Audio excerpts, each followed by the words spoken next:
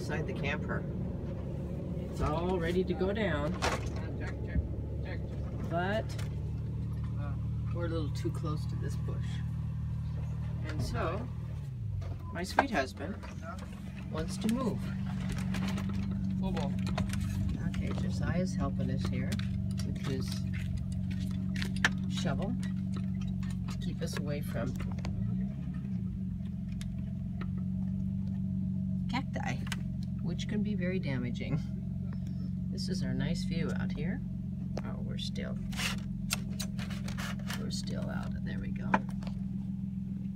This is what we saw this morning when we woke up. This is our view. This is your view.